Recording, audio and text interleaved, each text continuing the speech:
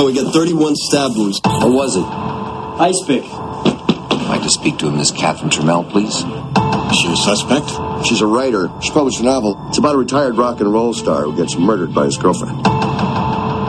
You know how she does the boyfriend? With an ice pick. She intended the book to be her alibi. You didn't feel anything for him. You just had sex with him for your book. In the beginning, he gave me a lot of pleasure. You like playing games? Games are fun. What's your new book about? A detective. He falls for the wrong woman. What happens? She kills him. How's it feel to kill someone? You tell me.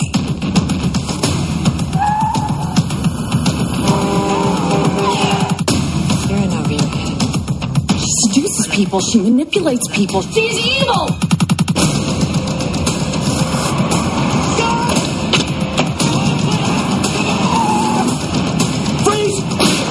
I have nothing to hide. You playing a game here?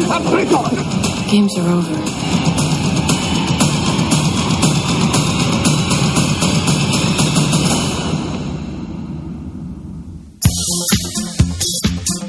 Wow.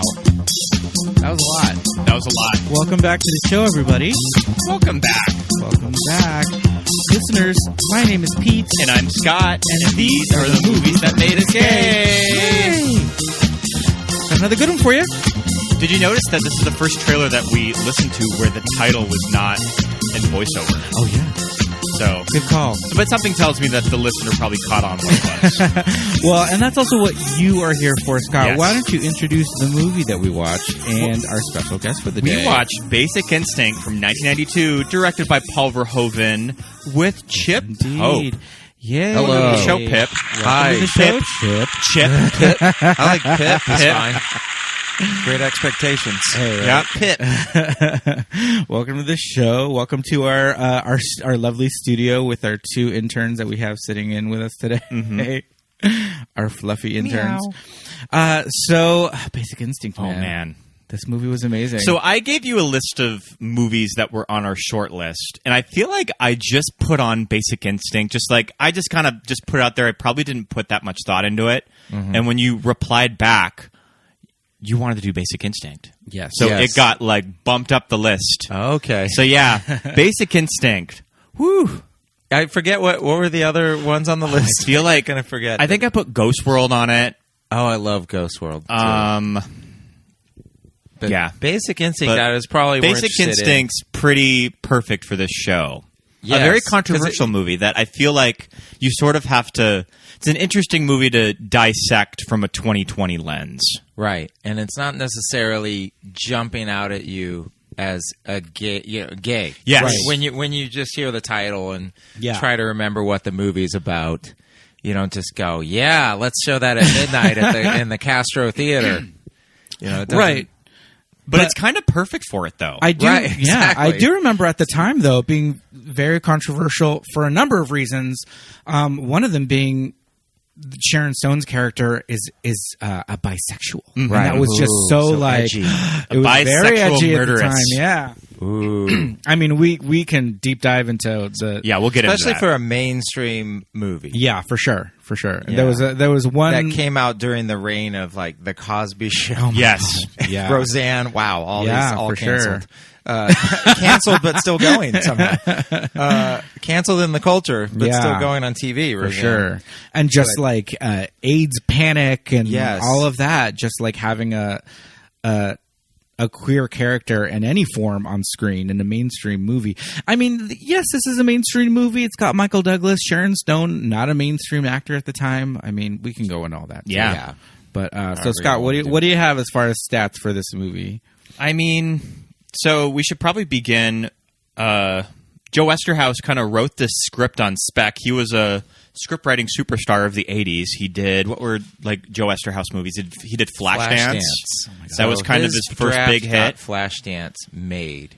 Mm-hmm. And quick sidebar, I went to Joe Eszterhas's house, not bragging, but went to interview him for a podcast that I do, and he had a Flashdance multi-platinum plaque like 10 multi-platinum records, and it had a big hole in the glass. Oh. That had been broken. Oh. and I was like, what happened there? And he was just like, my son got mad and threw his phone at it. So why did he have records? Did he co-produce the soundtrack?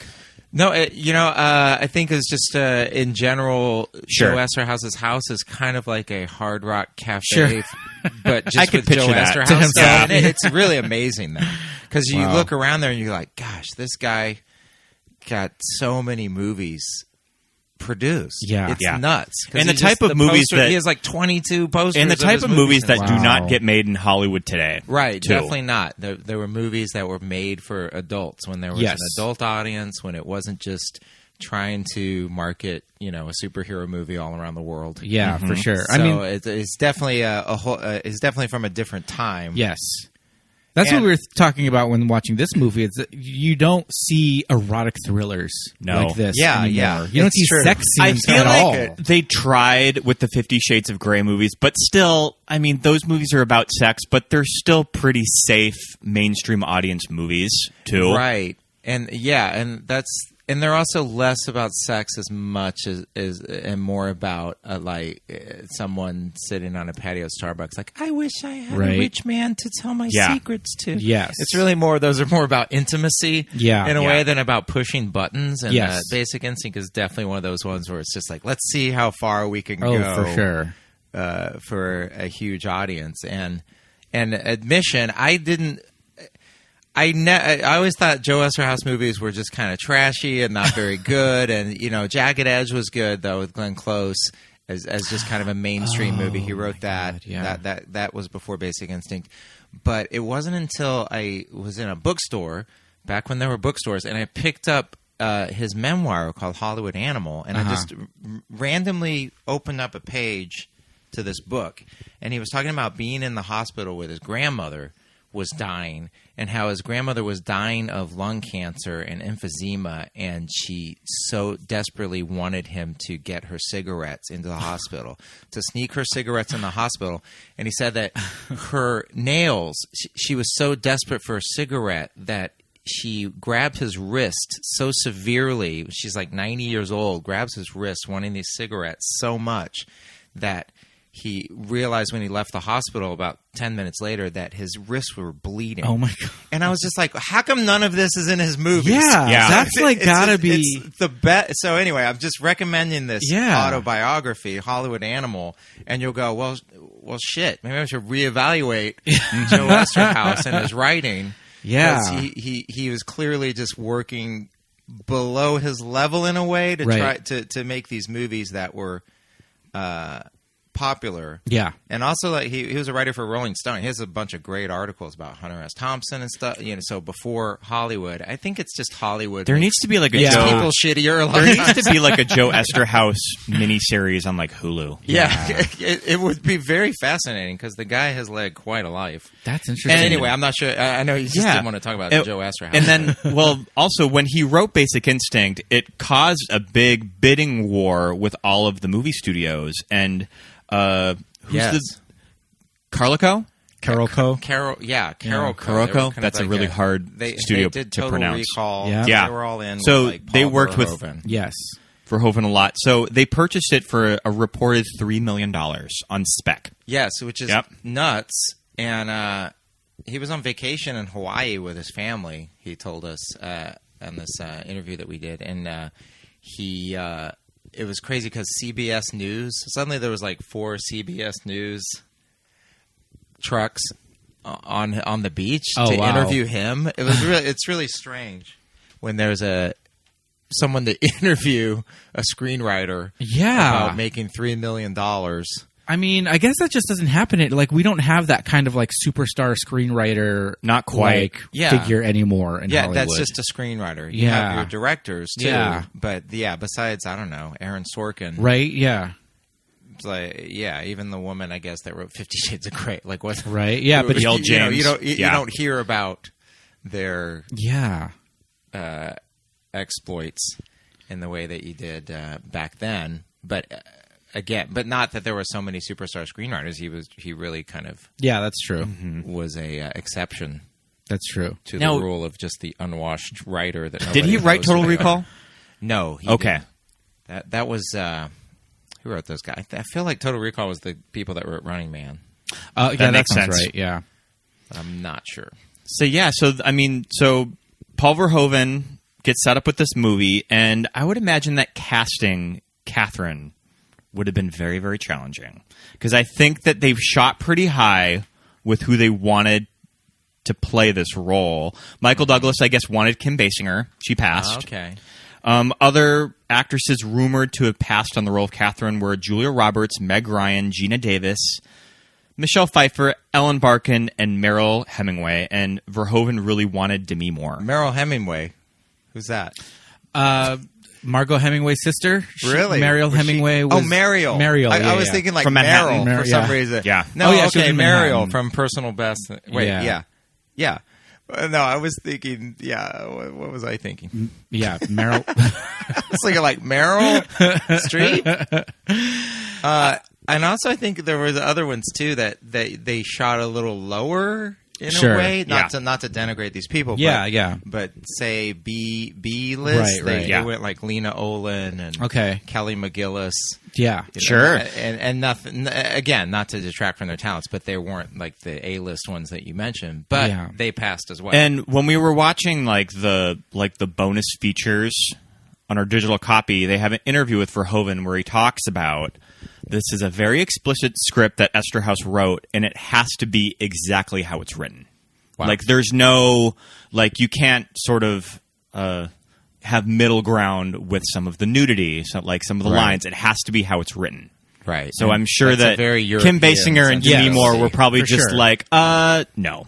Sorry about that. Exactly. Yeah. Sorry. Yeah. And just knowing what we know about Verhoeven from, Showgirls and even something like Starship Troopers. And like you said, it's a very European sensibility where it's just like, oh, we're going to have nudity in this. Yeah. Right. Like it's just going to be this part of the character. And Catherine Trammell is going to pop that pussy in this movie. just she like, did. Yeah. I mean, this is a kind of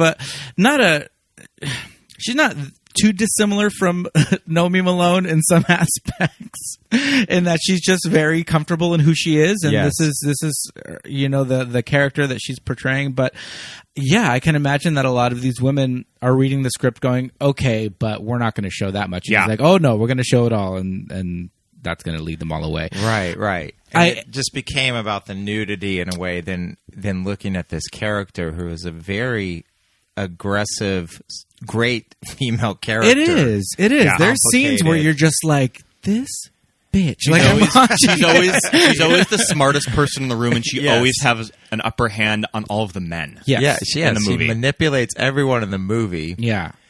and that's pretty remarkable. For sure. And I was watching it thinking, is Sharon Stone this good of an actor that I'm just like, man, this woman is awful. I hate her. Like, ooh, she's just making me so mad. And I'm just like, do I just not like Sharon Stone? Or is she that good? And I'm like, I think she's that good. Because later on when she has scenes where it's just her and Michael Douglas, Nick, Shooter, sometimes she comes off as very sympathetic, and so I Yes. feel like I kind of am like I'm on this journey with her. So I think she actually is pretty good in this. Yes. I don't think Sharon Stone has a reputation for being that great. I mean, she doesn't have a reputation for being a bad actress by any means, but I don't think people think of her and think, "Wow, what a powerhouse!" Right. But I think in this movie, you kind of really do see a lot of layers to this character, and like you said, she's like the smartest person in the room, and she does kind of get the job done. When you need to hate her, you do. When she's antagonizing people, Nick, calling him Shooter, all that stuff, she's really good at it.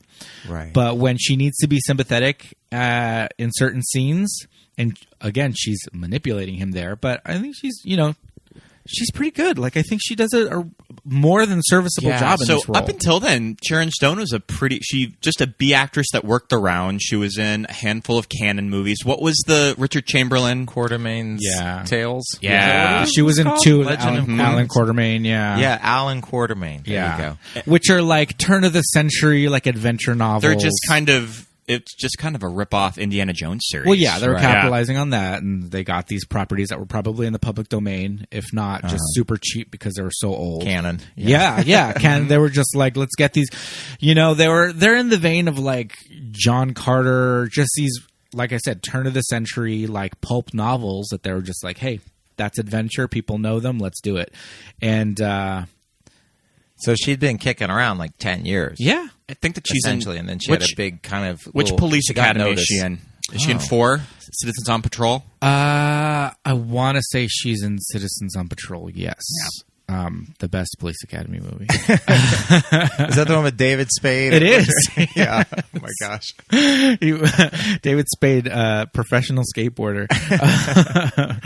But she was famously in Total Recall, directed by Verhoeven. So that's kind of where She's Schwarzenegger's wife, right? she's his fake wife. His fake wife, yeah. Or is she? Or Verhoeven, the master of kind of leading us astray. That's another one where it's like, for years, the ending of that movie was debated and disputed. Yeah. I think he finally was like, no, you guys, it was totally an implanted memory.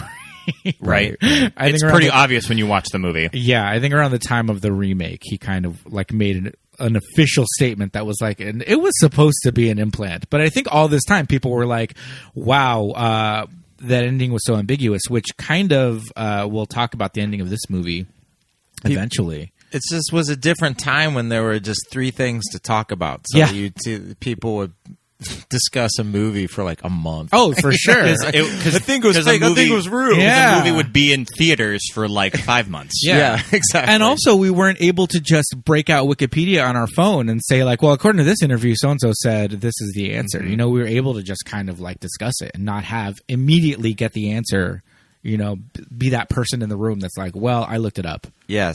Sometimes, it was a big thing when a phone went to like having a touchpad, Yeah. So Do you remember when you had the text cha-cha? Like for answers? If you were out at a bar and you were discussing something and you couldn't remember something about like an actor, an actress or something. I do. And you could text cha-cha. I don't know that And one. it was just some nerd at like in like a computer that would just text you the answer back. Yeah, That's amazing. it was a text service, and it was people that they hired that would look up things for you and text you back. Oh wow! I remember Y'all my mind probably being used to- blown Yeah. when I first did that. Did y'all are probably pretty good at trivia? Huh? Oh yeah. I would get calls from people, like they were a trivia night or something before Yeah, the internet. sure. They're like, what was this? What was that? They ask you questions, and then 'cause cheating they at thought, trivia. Oh, you probably knew the answer, Yeah. But all that stopped once the internet. Yes, indeed. But We should have been working for Cha-Cha, guys. right? I know we could. I think you got paid by the answer or something. It was one of those work from home scams. Yeah. I think I know somebody that did it. But yeah, I feel like this movie also had kind of an ambiguous, like, they wrap it up at the end, but then also you're like, did they wrap it up? Is that the real answer? I don't know. The end? Question mark. Exactly. Yeah. 10 years earlier, or if this was made for television, the ending would have had a question mark. I feel like. But and then will we're be back. We're not even going to go into the sequel. And Basic Instinct 2. Yeah. Right. The 11 years the too new late. breed. Yeah, I don't We know meant what to it is. we meant to watch it because it's on Amazon Prime, and we just couldn't do it. Yeah, that was, I guess, right? None of the original people had anything to do with No. it, right? Just Was Sharon Stone in it? Sharon Stone She was in it, but that's it. She played Catherine, Wow. but that's it. Yeah. So I want to get into this movie. Michael Douglas's character is crazy. His character is like he should not be allowed to be a police officer. So the lasting. So I want to start with Michael Douglas. The lasting crazy? appeal of Michael Douglas as a sex symbol. Oh man. Do you find Michael Douglas sexy? No, not well. I essentially, I don't know, unmotivated butt walking, probably. Right, yeah. From behind, he looks pretty good. There's some good like Because how old tiny was he shots when in this was movie. like 50? What, He how old had was he? to have Probably been like late 40s, 47, I would say. Yeah. Okay.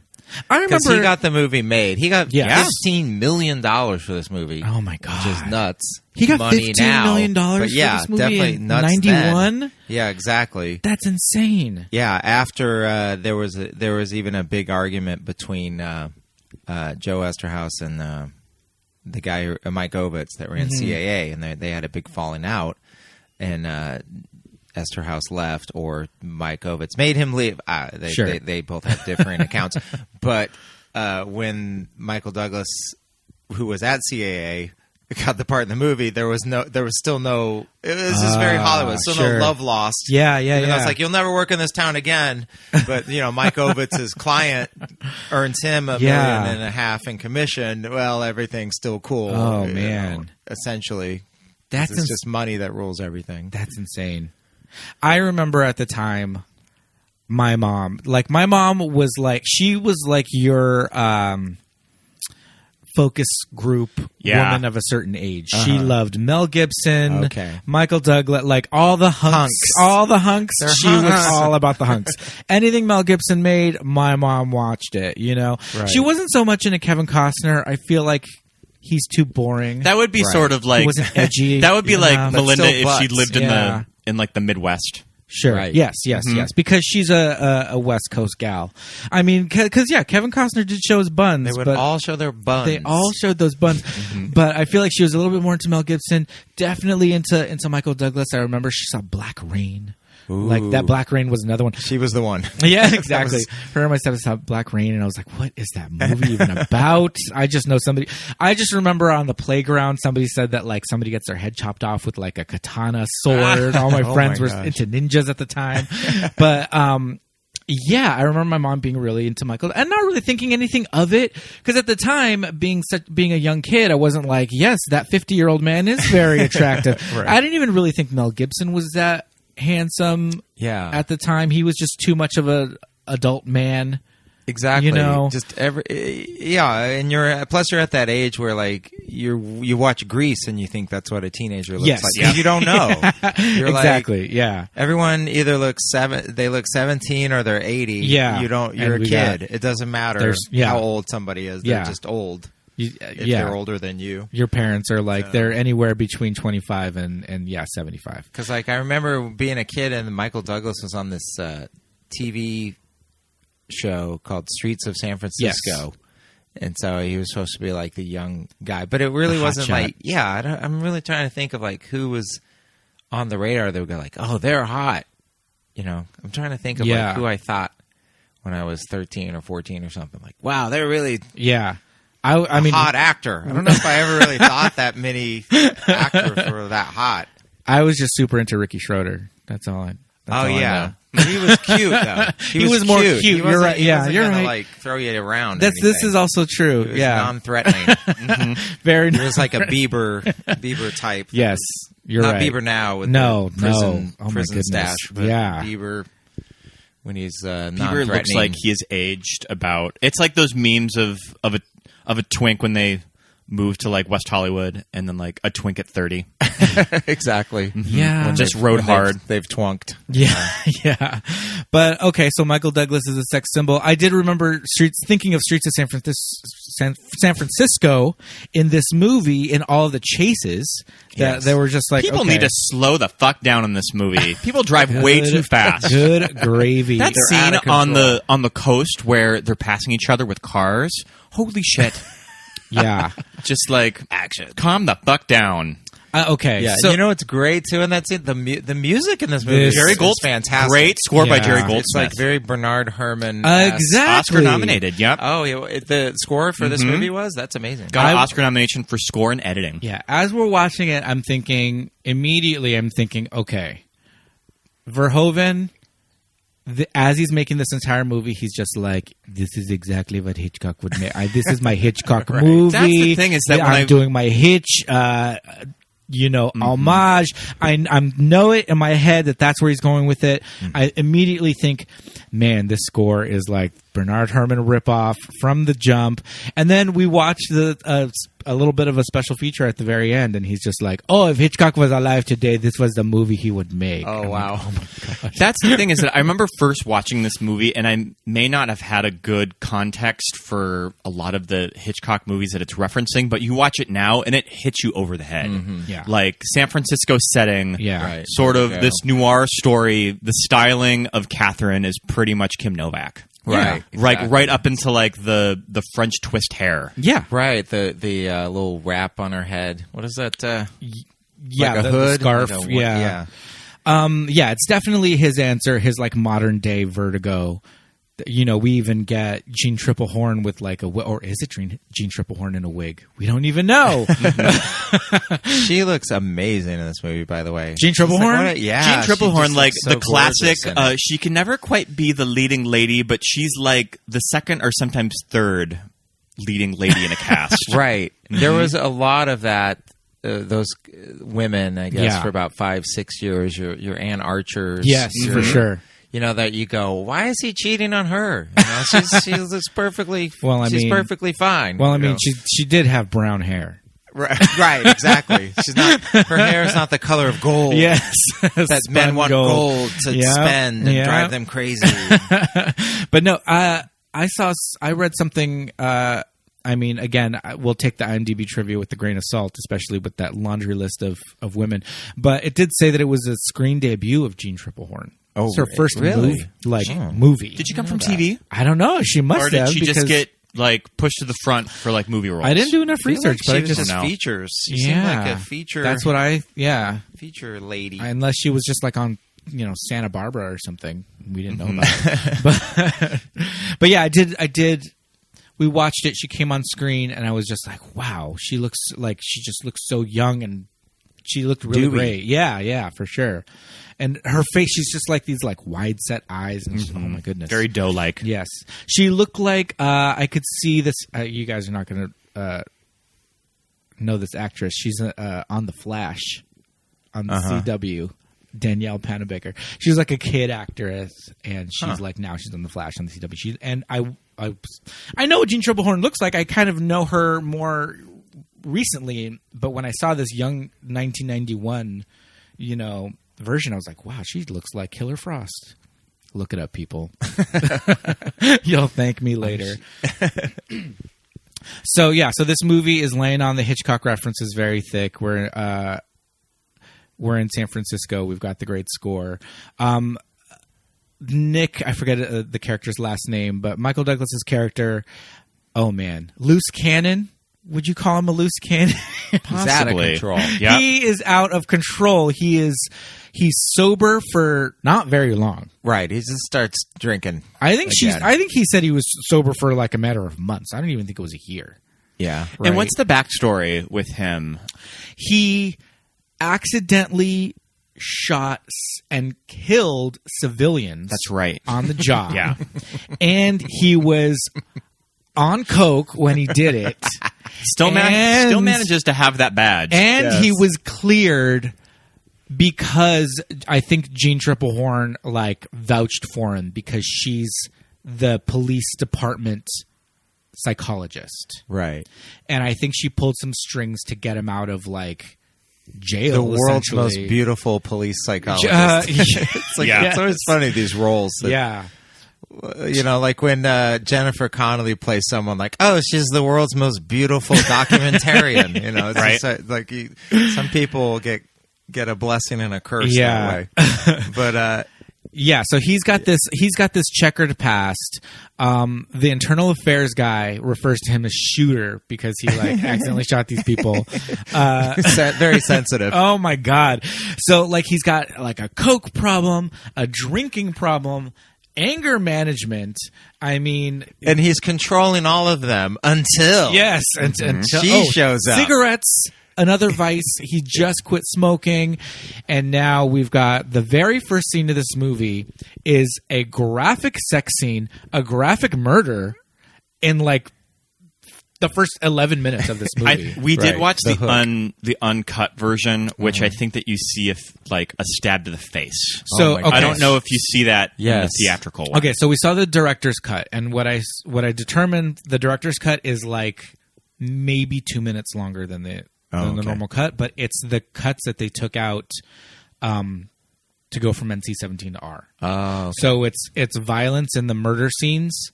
So there's you see the ice pick go right into his neck, and you see it go into a prosthetic face. It goes into his eyeball. It's crazy. And then there's a little bit more nudity in the sex scenes, which are nuts. Insane. You Yeah. see Michael Douglas with used to his be the face place- in Her crotch? Sharon Stone's pussy. Oh my Right. goodness. Straight up. And you see his dong like Yeah. wobbling around. You Yeah. do. I was really shocked at that because it's all For over the like freeze framers. yeah, back exactly. then.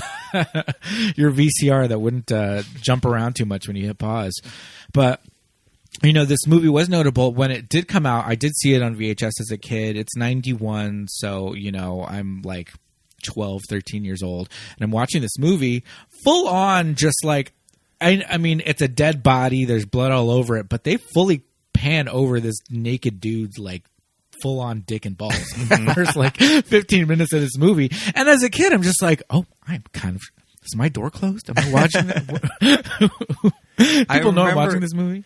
Yeah, when I was a kid, you would, your dad would get Playboy or whatever, Yeah. and they would have sex in the cinema, and so they would always. Oh, freeze yes. frame- yeah, and so I remember that flipping was through like my the dad's place to see Playboys guys to Yes. find And- the Sex in the Cinema, and it was Yeah. always like in the December issue. Yes, and so I remember seeing when I was a kid this picture. There was this movie. It was called Spedders, right, or something. And they had like maybe 4 pictures of naked dudes, and it said, and I just remember it clear as day. I was like, "Where are all these naked guys movies?" and it said like Paul Verhoeven's Spedders. I was like, what? And so that's why That's my funny. first association with Paul Verhoeven. I was Yeah. just like, well, that's the guy that shows dicks. And so there you go. So I'm gonna love this movie. He continued doing that. Oh yeah, indeed. I feel like Paul Verhoeven is more of a high art version of like somebody like Andy Sidaris. I mean, They sort of do the knows same what he's thing, doing, though. but I feel like Paul Verhoeven it's a little more elevated then Hot Ticket to than Hawaii. like movies Oh, like okay.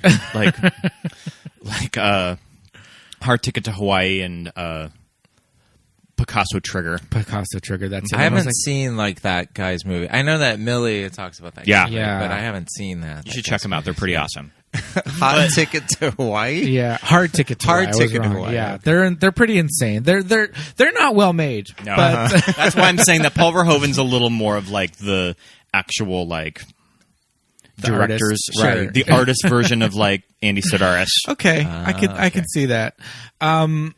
So like you want to get Paul Verhoeven, but Yeah, you'll but settle you're gonna get for Andy's. Andy Sidaris. Yeah, But you'll man. get, who would be the third tier? Yeah, I don't even know. Like, You know that game, you want so-and-so, you'll settle settle for for, so-and-so, yeah. but you actually get... yeah, your cousin Randy from down the street, like, Yeah. with like his dad's video camera. So we start off on this murder. It's a woman just like riding this dude, going to town. She grabs an ice pick from underneath like a sheet in the bed. How did he not? Oh, but there's all those lines of coke on the side. So I think we're to Right. believe that this guy is just like, And you can't quite make out the woman because No. her hair is Yes. kind of Mystery covered by woman. her blonde hair. Yes. But it's the same. Shut up. But it's the same length and color of Sharon Stone's hair. We know this right off the bat. And also Sharon Stone's girlfriend's hair, too. They sort of use her as a misdirect. Roxy. That it could be either of them. Could be Roxy. This is true. And so we've got this murder. The cops come in, and how does it get to Catherine? They're dating, but this Yeah. is not okay. So they know that he's dating this author, and they trace it back to her. Because the man who's killed is a music executive, And then they figure out that this murder is in the book that she wrote. Right. so that's This what leads accomplished 30-year-old writer. Yes. Millionaire. Already. She must be like, she's the world's most amazing writer Yes, to live in that house that she does. 2 With houses. Her endless ice picks. Yes. Yes. Well, I think that she got just a lot of money from her dead parents, too. Which That's right. also I in the forgot about backstory. that. which she Yeah, about may that. or may not have murdered. Right, exactly. Probably did. Yes. She went to, I forgot what college. She went to some Ivy League school. Like all of these things. They're like naming her She accomplishments. dated a boxer. Yeah, she dated a boxer who also died. Wow. She's got like this long string. She's just It's a very rich backstory. indeed. Especially since he wrote this script, by the way, in 13 days. Oh my God. And they pretty much shot the first draft. There was one more rewrite of it, Oh my God. which just kind of added some jokes and shit, like Sure. some buttons on the end of scenes, really, to lighten them up a little bit. But essentially, this is like the draft that they bought for $3 million, and it was called Lovebirds, by the way, which I was reminded of because there's this movie coming out called Lovebirds with Kumail and. Now I'm just picturing the poster Issa of this Rae. movie, but just with lovebirds instead of Basic Instinct. Yeah, and I'm not even sure it was meant as an ironic title. Sure. That's so called Lovebirds, weird. and then he was about to put it in the mail, and then all of a sudden Basic Instinct just came to him, so he went back in and retyped the title page and sent it off. And are we led to as believe that Lovebirds. the title Basic that's Basic Instinct Instinct. is like the basic instinct to kill?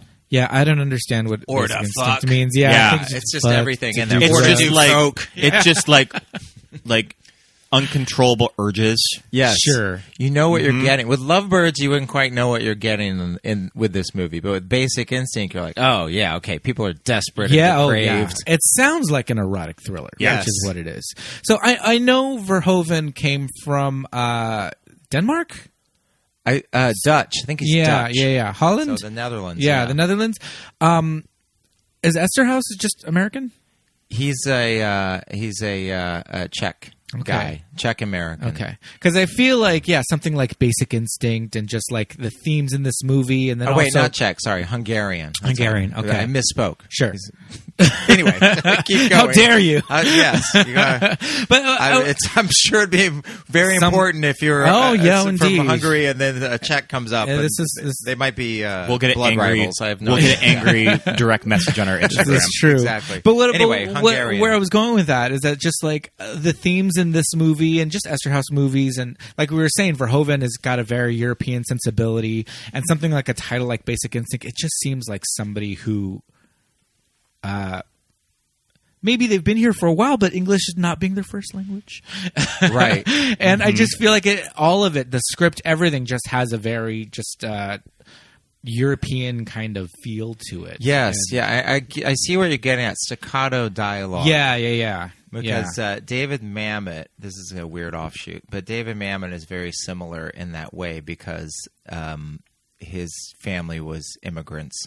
Okay. And so I think a lot of it comes from people learning English. Yeah. So if you say you're Paul Verhoeven, you want to keep things simple, and everyone's speaking manner is very clear, and what I'm saying is Yes. what I'm saying, and there's not a lot of subtlety to it because it is my second language, and I am Yes. putting together nouns and verbs. Yes, That's exactly. what I've heard. Thank you. That's what I've heard about how Ang Lee directs scenes with Yeah. actors. That he's very blunt, and he'll say things that maybe an American director talking to American actors might sort of tiptoe around. Right. Ang Lee will just straight up tell him. Yeah. You Yeah. need to spit on your hand. I don't know. I think as the story goes that spit on your hand right now and Yeah. put that in there. that like I think that Kevin Kline talked about when doing the Ice Storm and being directed by him that can you not play this scene so Victor Victoria? Try not to Try not to play the scene sounding so gay. Oh my Yeah. gosh. Yeah. Cry less gay. Okay, we'll just shoot it from the back. This isn't working. I love that. Probably some things that seem like brilliant choices are just like, I didn't like what Kevin Kline's face looked like, so we just We'll shot it cut from the around back. And I love that. So, I mean, eventually, Catherine Trammell's character is insane. I feel like you said he wrote this in 13 days. This had to be a story that he was kicking around. Yes, There had because to be that. and as odd as it might seem, because the movie seems so far removed from reality, living in its own other world. Yeah. Both of those characters were inspired by people that he knew. I would like to know. The inspector was some guy that he knew. I can see in that. Cleveland, because he was a reporter. Okay. Before he worked at Rolling Stone, he was a reporter for like the Cleveland Plain Dealer, and Sure. And so he knew this guy, and he knew a woman that was like Catherine Trammell. Wow. Okay. I would So like he to put know them Joe together. Eszterhas's relationship with the women in his life, because how he writes women, Insane. Like, I don't cannot think of a woman that resembles these characters. Right. Showgirls is the same exact way. It's like he's writing these female characters that they're obsessed with their nails, eating chips, and dancing. Yes. And Catherine's sort of the same. I think that Catherine's maybe a little more grounded than Nomi Malone. Mm-hmm. But she's still definitely more has a lot going on. Yes. It's definitely a elevation of women and an extreme fear of women simultaneously. Yeah.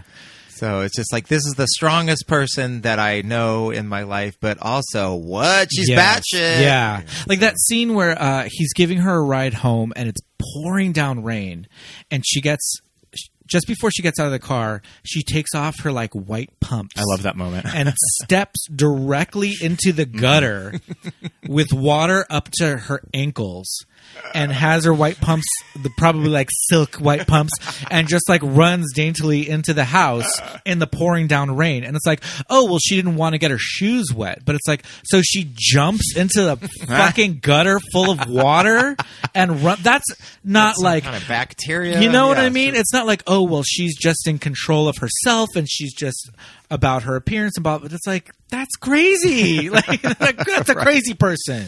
But my mother used to do that. You know, I feel like it's one of those things where totally he actually he'll have knew an somebody example that it happened to. Yeah, for sure.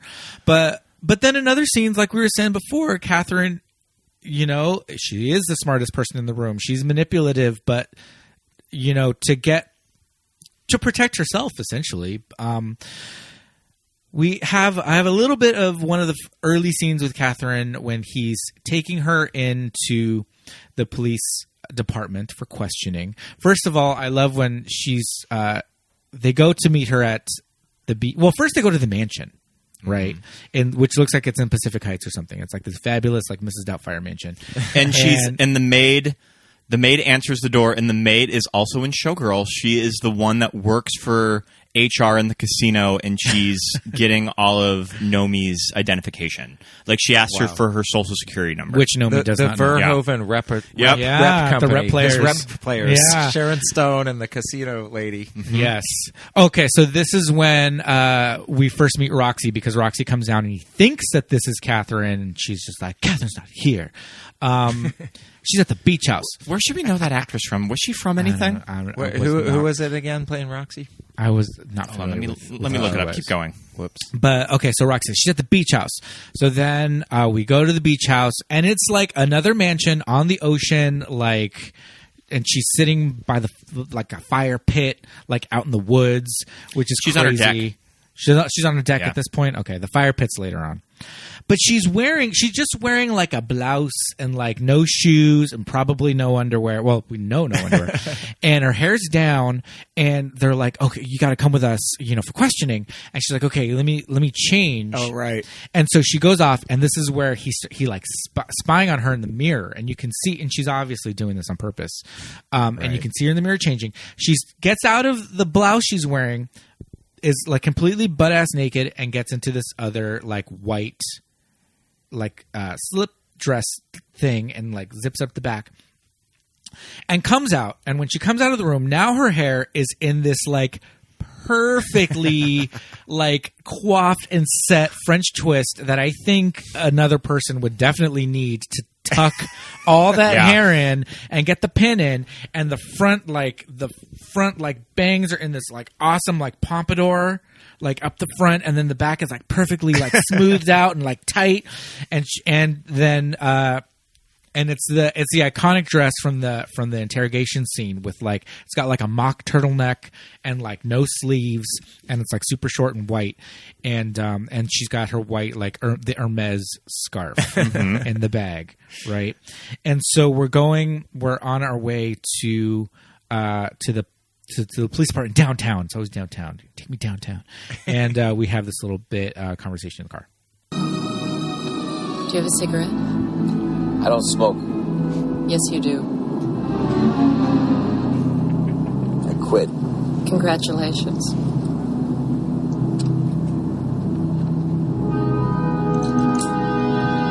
Then she lights up a cigarette. Thought you didn't have any cigarettes. Oh, I found some in my pocket. Would you like one? I told you I quit. It won't last. What an asshole. Yeah. So it begins. But that Yeah. really just seems like I'm learning English. Yeah. When you take that dialogue that you would see in a book. Yeah. Cigarette, I quit. No, Oh. you didn't. I'm learning English. I thought you didn't have cigarettes. I found some. I found some. Like, It's simple and powerful, though. yes, yeah. And her delivery, she's just got this sultry delivery. This Yeah. entire movie. Like, you It's a feel very like throaty- a lesser B actress probably could have just flopped these lines, but Stoney's knocking them out of the park. Yeah. No. Yes. She's exactly. She's holding her own with this big movie star too that probably got paid, 14.5 more million Yeah, than exactly. she did. Yeah. I do love that some of the trivia for this is that Michael Douglas was really pushing for more of an A-lister because he knew that this movie was a risk, and his thought process was, if I'm going down for this, I'm taking somebody with me. Oh, okay. So he was like, if people think this is a piece of shit, I then guess they're I going to get think that. it's Kim's piece of shit too, Yeah. and not just mine. But I mean, lucky for him, it was a freaking hit, right? This was that era where I always wondered what Michael Douglas's wife thought about all his choices, because all the Right. movies are just like, this woman tried to kill me. This woman's harassing me. Yeah. This woman is Ruining after my me. life, yeah. And then when it wasn't a woman, it'd be like falling down, like society is trying to kill me. Like the game, everything. Yeah, for sure. This secret cabal is trying to Yeah, get me. totally. He's just like the king of paranoid Yeah. 80s movies. Yeah, and not a great track record with women, like you said. I mean, the way that scene with him and Gene Triplehorn, oh my god! Yeah. I'm still right. I'm still working through that. it's That's skipping ahead. Yeah, right? that's It's not gonna- quite as bad as the big Andrew Carver scene from Showgirls, yeah. but it's still pretty But bad. it's still though. pretty Oh, bad. the pool, you mean? Or the, No, the the Yeah, the very rape end. scene. Yes. Yeah, Okay. yeah. Right. So It's almost like a Joe Eszterhas checklist. When Really? that he goes through. It's Yeah. like, okay, we got a rape, we got a murder, yeah, we need got some crazy rough we got sex. need some coke. We need some. Oh man, the coke and the amounts of coke in this movie, the lines of coke that they set up, and the first murder scene. It's like, how much coke did they do? First of all, because there were like 10 lines just fucking ready to go. Yeah. Is it like an orgy? Like 2 people were going to do all this? But you know what's crazy about it is that the craftsmanship, though, can't be Yes. denied of the foreshadowing. So it's just like it's just a whole bunch of coke. They're all coked up in the Yeah. first thing. But then later, right, like, isn't Sharon Stone like, do you ever fuck on coke, Nick? Yeah. I mean, it's all, so it's a weird kind of foreshadowing. Yeah. Even when she, like you were setting up, she's changing, she's naked and everything. Yeah. Then it makes sense later that she's naked to spread her legs during Yeah. the interrogation scene. For sure. So it's kind of, it has its own weird forward motion and Yeah. logic. Well, all of like, it, too- if you have a naked lady wearing no panties, maybe you're going to see her vagina. You got to pay it 3 off. scenes It's from the now. it's Yeah. the it's the Chekhov's gun of Exactly. just Yeah. like flashing your cooter. Chekhov's cooter. Yeah, but also it's I think it's Catherine and the movie setting up that is Catherine doing all this on purpose as an alibi. You know, right. Is- She's playing them, the scenes from her book. from or the book and all of that. Because then we do find out that she's currently writing a book about a detective. So did she set all of this entire thing up just so that she can get in with the detective to use him as her next guy. subject? Yeah, Yeah. because we've got this little bit. What's your new book about? A detective. He falls for the wrong woman.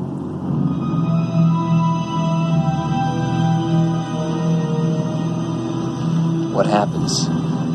She kills him. Yeah. That moody score is underneath every scene with the two of them. It's just that, like, that awesome bit of music. Yeah. Exactly that. Very, very Hitchcock. Yeah, for sure. This interrogation scene, get the hell out of here. It's very beautifully shot by Jan de Bont too. You know that Jan de Bont from Speed shot this movie? Wow. Yeah. I didn't think I picked up on that when I watched the credits. Yeah, there's some beautiful camera work and cutting in that interrogation scene. Okay. You mean Jan de Bont of Twister? Oh, sorry. Yeah, Twister and Cutthroat Island? No, that's Rennie Harlan. Oh, that's Rennie Harlan. Rennie Harlan Sorry. is kind of a kindred spirit with Paul Verhoeven, though. I agree. I feel like similar. Rennie Harlan's more of like your mall multiplex version of. He's Paul the more Verhoeven. like Eurotrash Right. guy. He's Yeah. the more. I think that Rennie Harlan sort of like plays the games with the studio a little more. Yeah.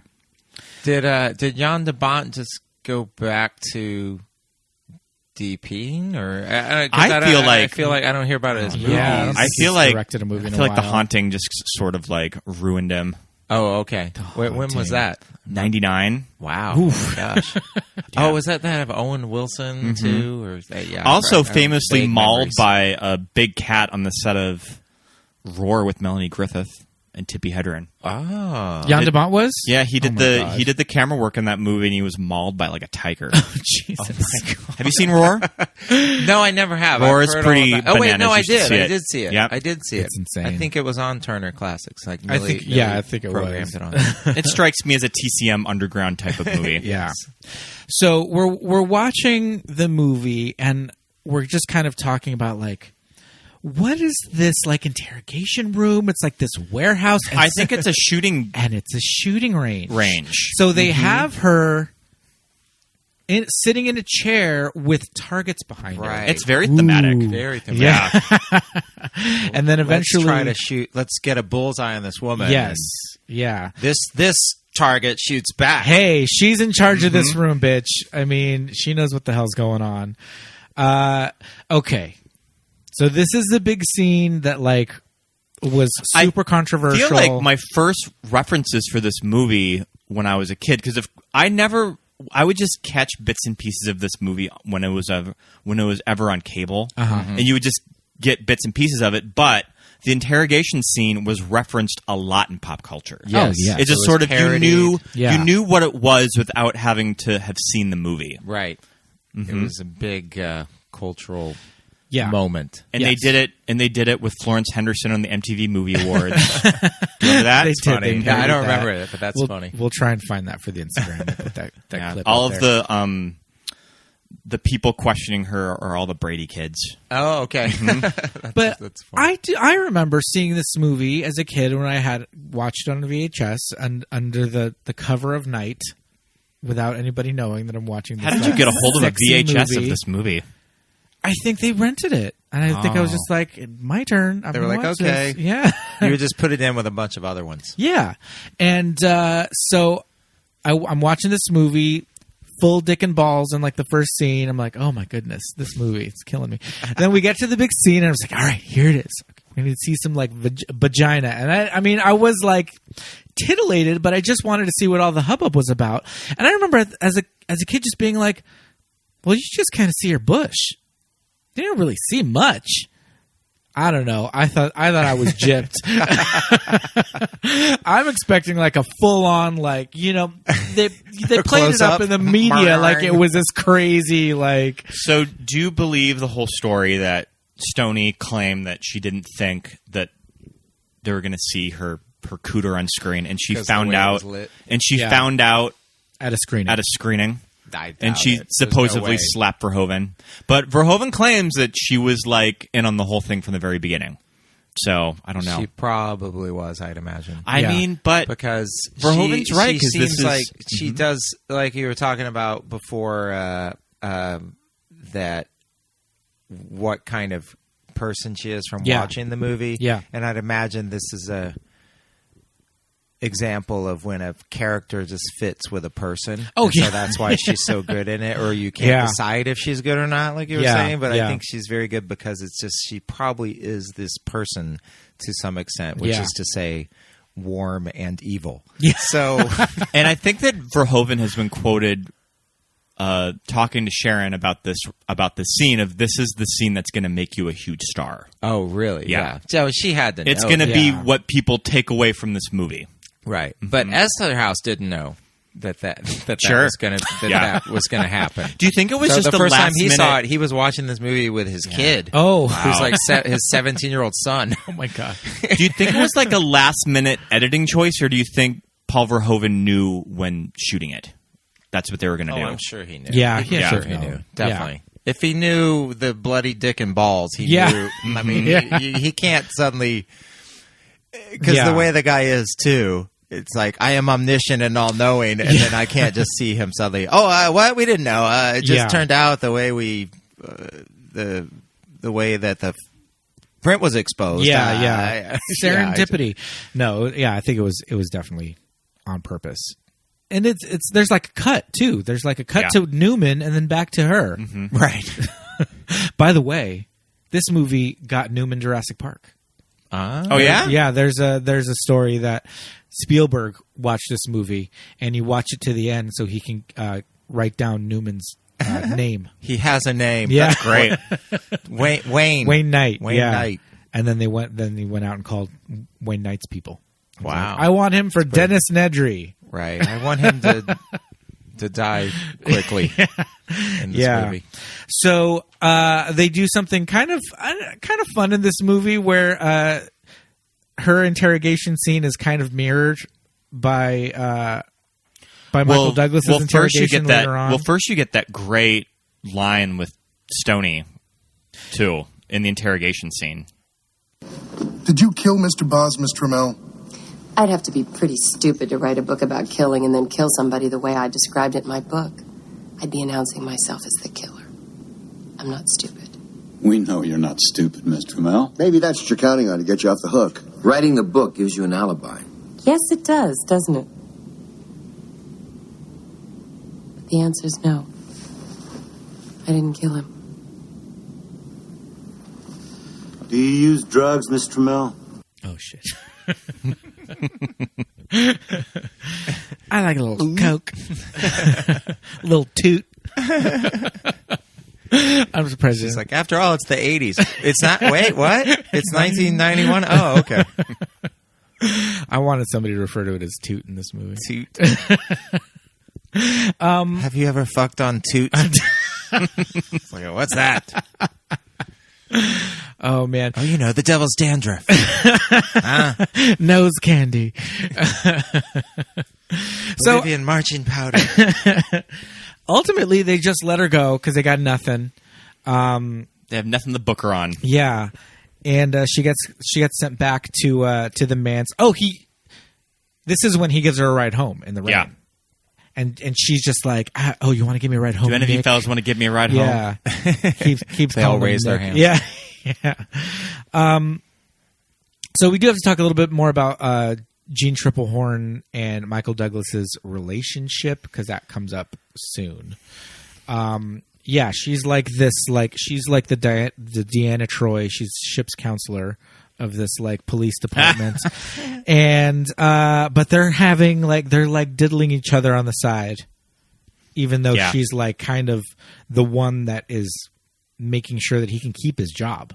Yeah, because he has to have sessions with her, I think, to prove that he's sober and immediately after the interrogation they end up at a bar. And I love a good cop bar in a movie. Yeah. Right, exactly. This cop it's always bar. loud, noisy. Everyone's yelling at each other. Yeah, and there's wooden booths in this bar. Is that the country bar, or is that a different scene?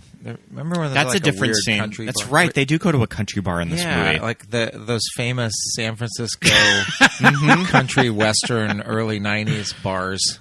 And that crazy dance for straight club that people. they go to. For straights, yeah. Oh, the dance club. I love I love a club in a Paul Verhoeven movie. A bisexual nightclub. Yeah, a really well-lit bisexual nightclub. Yep. You know those bathrooms in those San Francisco nightclubs, man. Anything goes. Anything. Exactly. Just men, women, people doing toot in the stalls. Toot. It was crazy. Stalls bigger than your apartment. That stall fit 3 people.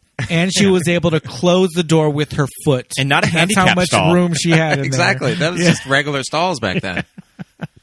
That that crazy gentleman that was in the room with them that was just like dancing with Roxy, doing choreography.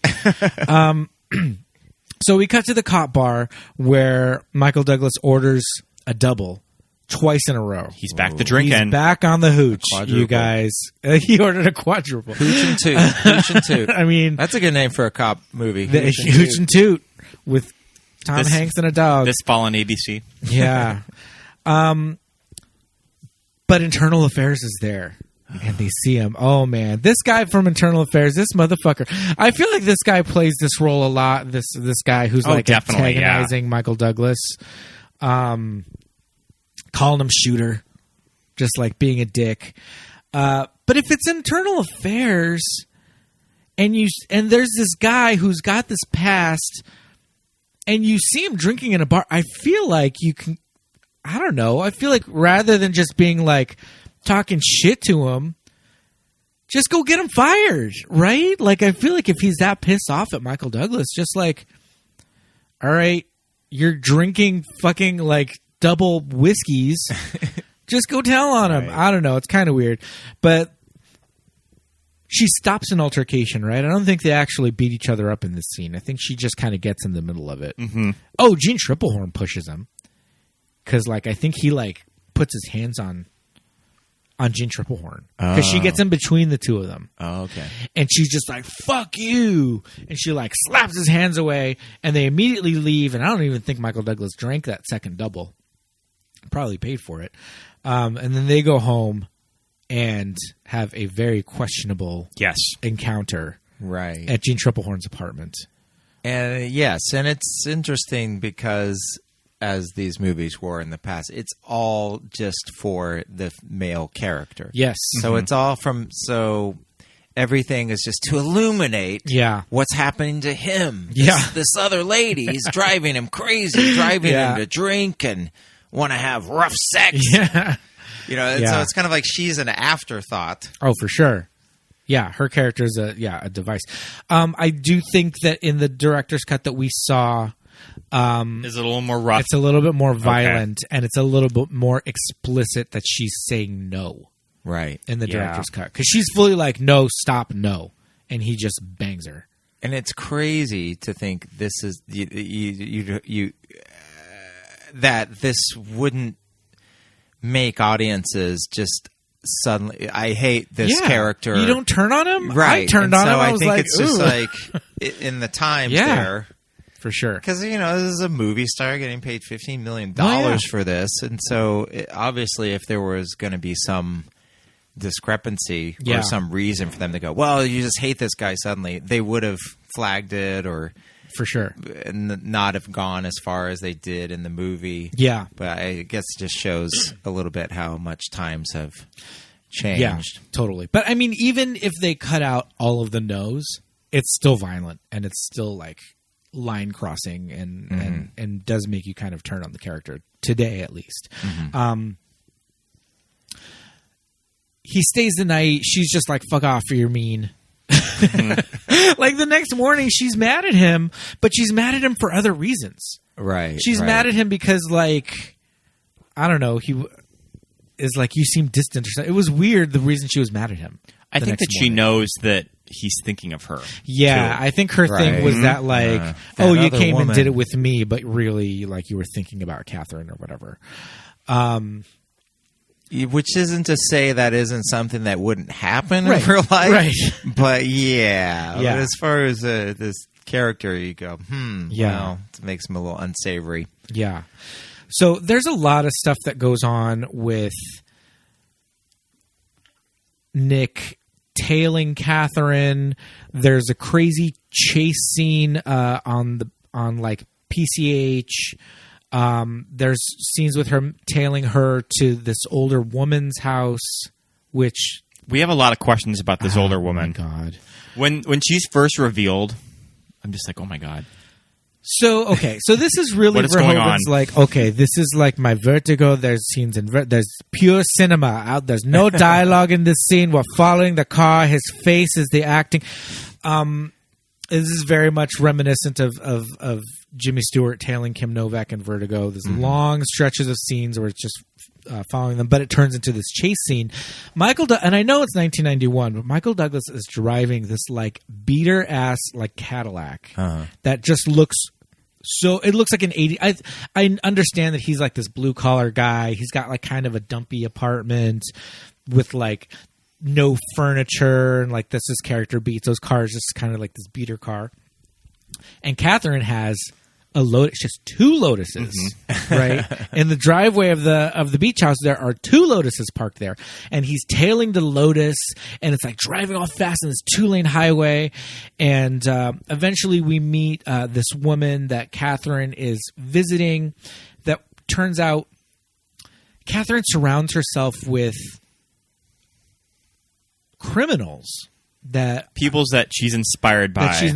For her books as an author. Yeah, and she's continued to keep this relationship with this older, like fabulous woman that just has like crazy, like big silver hair. Do you think that the old woman and her are sleeping together? I don't think so. I don't understand why they're still. I feel like that's what the movie alludes to. Because the old woman is in like several scenes. She continues to like hang out with her when she fully is like. Well, later on, when she's done with writing this book, that's the whole another movie. Yeah. But there's a lot of weird, convoluted stuff with Catherine and him tailing her. Eventually, we get Gene Triplehorn in his apartment because you know what though, that's very European too. There's just the older woman because it doesn't seem to really play into the rest of it. Yeah, overtly. So it just seems like a side road that you'd see not in a big Hollywood movie where you want to just keep it simple. And I think maybe, too, he wanted to introduce kind of like loose ends so that we would be like, is this a... Because it's a mystery, right, you exactly. know? Is this the direction that this story is going? Yeah. Is she possibly a suspect? Although she doesn't quite match the woman from the opening. It could be the older woman. Obviously, it can't be her. She's in a wig. Yeah. We have to set up that Gene Triplehorn has keys to Michael Douglas's apartment on her Bart Simpson keychain.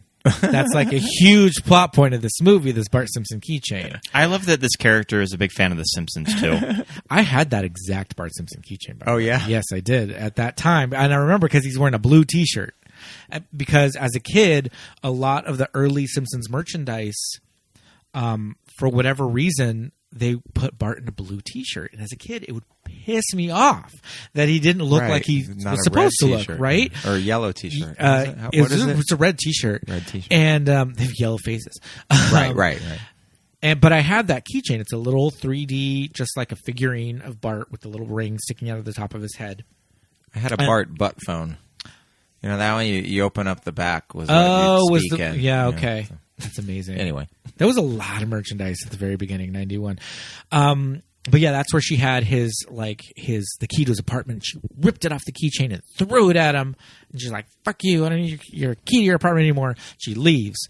And she did the Bartman on the way out. Undermined the drama. Was there an actual Bartman, though? When you listen to the song, he's not really telling you what to do. He's giving you steps, but I don't know what the steps are. It's all figurative. But we eventually do get to the club because that's where they do go home together, and that's where they have their first big sex scene. I love what Michael Douglas is wearing in this club. Just this fucking weirdo in this cardigan. He's like this old man in like a V-neck pullover sweater, just looking crazy and too. Pleated slacks, and he's like all thin, like 90s Michael Douglas, just like kind of wiry, and like everybody's like, it's a club, and it's I'm assuming it's like a gay club or whatever, and everybody's kind of dressed crazy. It's 90s, so they're a little club kitty, but also a little just over sexualized. There's like go-go dancers and like thong underwear and stuff. And Sharon Stone looks fucking amazing. Yeah, she does. She's got her hair's curled and she's got like that gold dress. But it was very reminiscent of like Nomi, dancing by herself in the club. Yeah. And this was the scene that I remember like entertainment reports and like, whenever you needed a clip of this movie has a bisexual, it would be them dancing. Like Entertainment Tonight Yeah. and stuff, they would always cut to this, and it's like this wide shot, and it zooms in on like Catherine, and she's dancing with the girlfriend, and you're just like, she's bisexual. She's grinding up on a girl. Like, this is so scandalous. Was this a 20th Century Fox movie? It's a TriStar movie. Oh, okay. Yeah. Just wondering. I was just trying to get the Bart Simpson Oh, connection. right? Yeah. They This didn't was mind at before the they time. had such. Yeah. But not a major studio, so I guess they could get away with being so crazy. Like, if this was produced Right. by Warner Brothers or Fox, Yeah. they Yeah. probably couldn't go this overboard with the movie. Yeah. Right. It's kind of a major minor. I guess TriStar was. I mean, they were indie, kind of, right? Or were they? I mean, I feel like it's like a production company. Were they a really, property more of- than a distribution? they weren't a property of Sony yet. Right. Okay. Too. So before all yeah. the mergers. But yeah, this club scene, this is what leads to their first like big sex scene, which is insane. Yeah. It's so graphic. It's so graphic. Oh my God.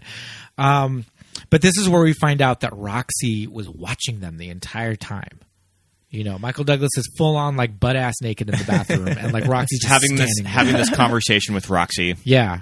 But I mean, what's he going to do? He's not going to always What? showing off his manhood. Yeah, to her. just like I'm gonna fucking light up a cigarette with my dick. Hey, hanging baby. out. Yeah. You like to Exactly. watch us? I'm a man. Yeah, I'm a cop.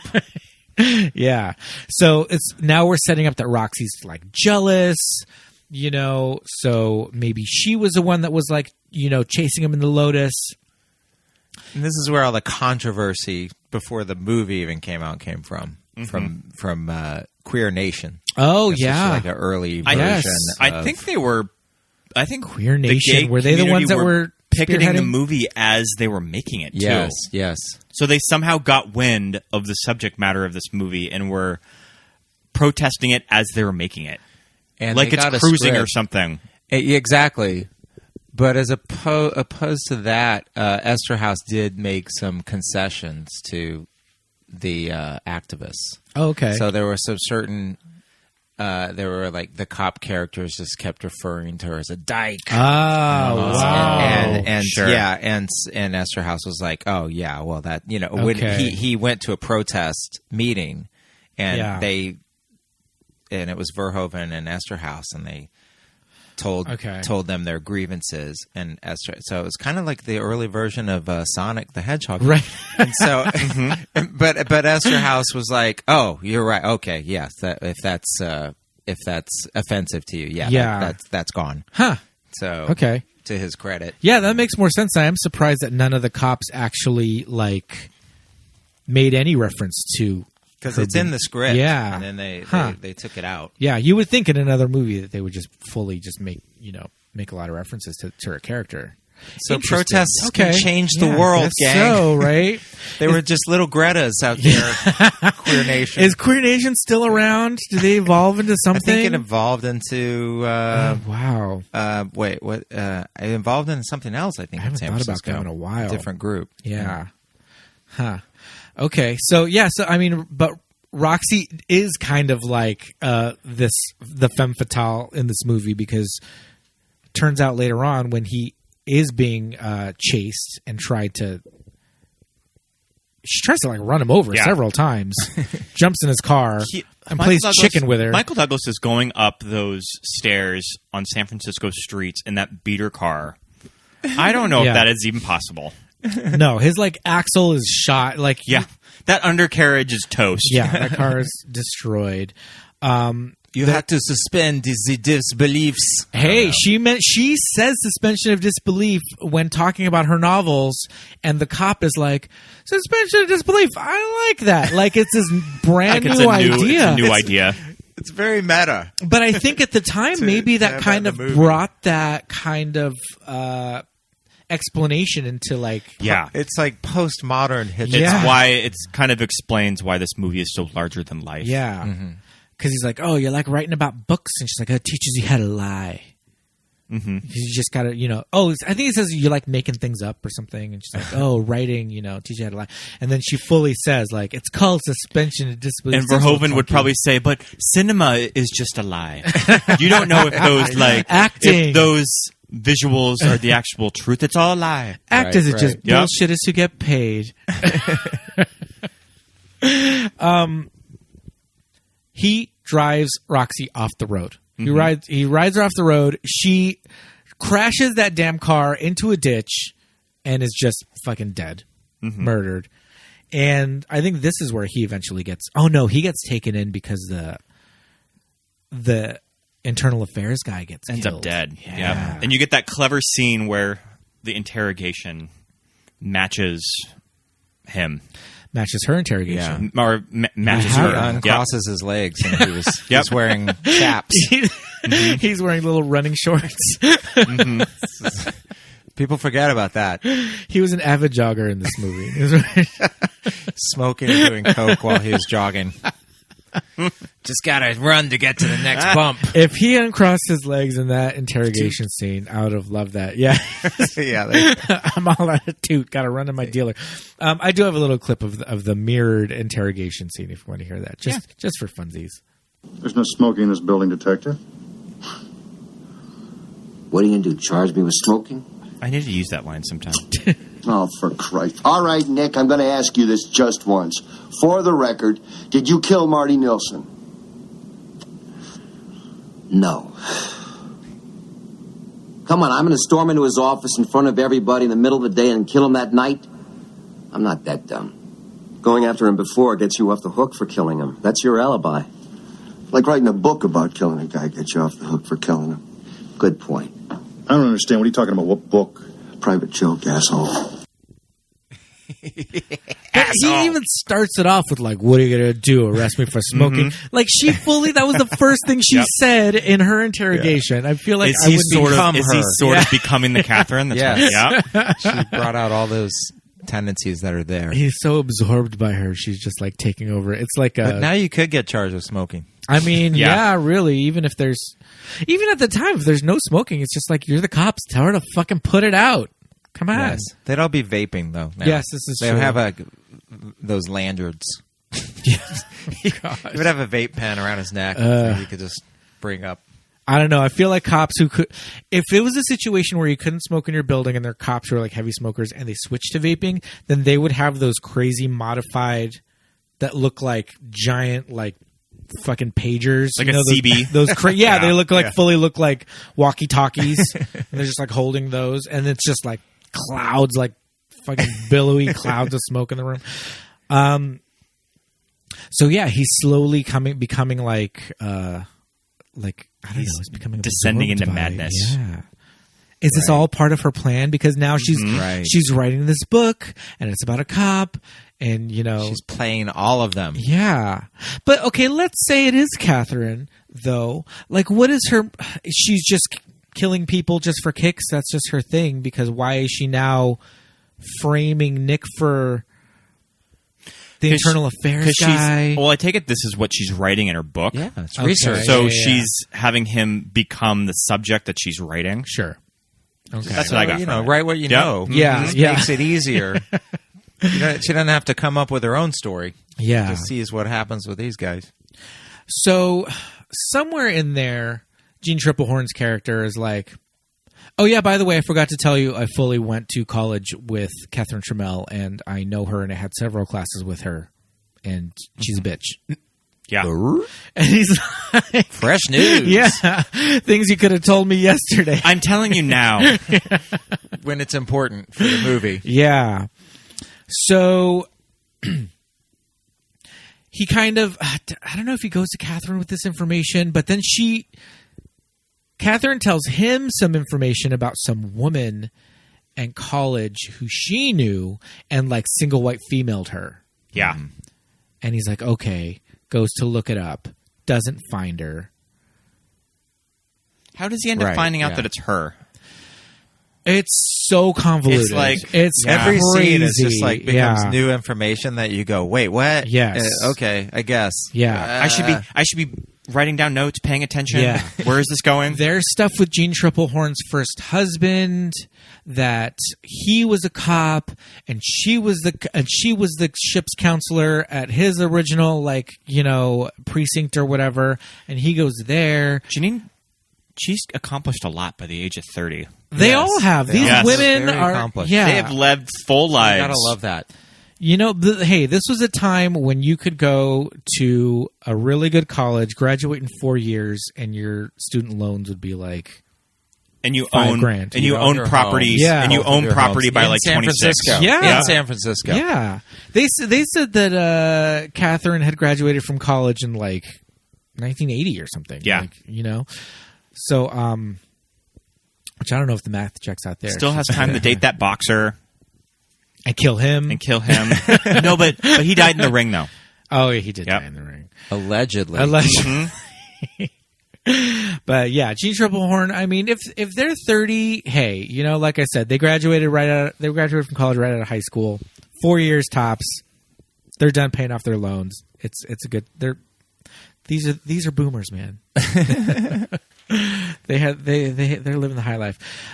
So yeah, it's very convoluted into her backstory, and he's like tracing it back, but eventually he kind of figures out that the woman that single white femaled Catherine back at college was Jean Triplehorn. Dun dun dun. Yes. Ooh.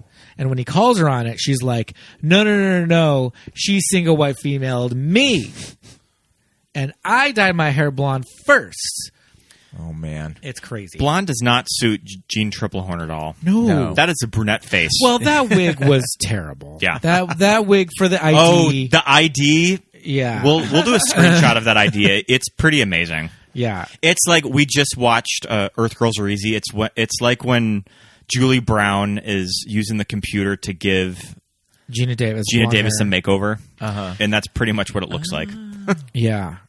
Yeah. It's very like Let's do a curl. Wait, how's that song go? It's like a song, right? Yeah, like, song. A wave. A wave. A curl, a bump. Yeah. Did you watch Alice? Alice, the sitcom. What? Oh, okay. Yeah. I was like going like that Woody Allen movie? Like no, Alice with like Flo, Alice, like yes, kiss my grits. Polly Holiday. Yeah, Polly Holiday. When Flo left, she was replaced with Jolene. Right, and who is still in movies? And she is. Yes, I saw some trailer. That actress what movie is still that? working. Do you know what I'm talking about? There's like a recent trailer. I do. She's in it, and I remember seeing her and going, "That's Jolene." But at any rate, the wig that Jean Triplehorn is wearing in her college ID looks like Jolene from Alice. If you want to look that up. So he confronts her about it, and she's just like, "No, she was the one that's obsessed with me." And so now we don't know who to believe. But I'm telling you, it is the complex webs that we weave in this movie. When they all like the wigs, yeah. Unbeweavable. Oh my goodness, they're.